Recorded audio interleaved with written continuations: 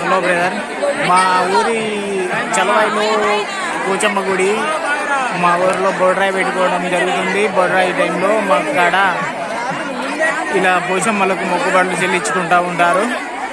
ఇది చలవాయి గ్రామం అండ్ మండలం గోవిందరావుపేట, జిల్లా వచ్చేసి కొత్త జిల్లా కాబట్టి ములుగు.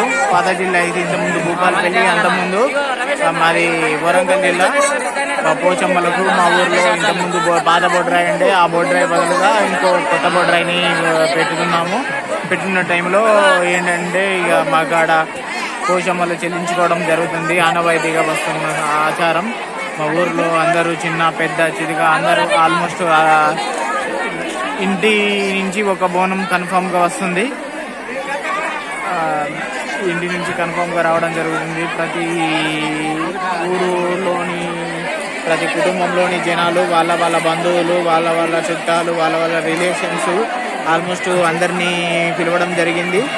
వాళ్ళు ఏంటంటే వాళ్ళ ఆనందం దేవుడికి మొక్కుకొని వాళ్ళు దేవుని సుఖ సంతోషాలతో అందరూ కలిసిమెలిసి ఆరోగ్యంగా ఆరోగ్యాలతో ఉండాలని కోరుకుంటూ మళ్ళా మా పోచమ్మ తల్లిని కొలవడం జరుగుతుంది.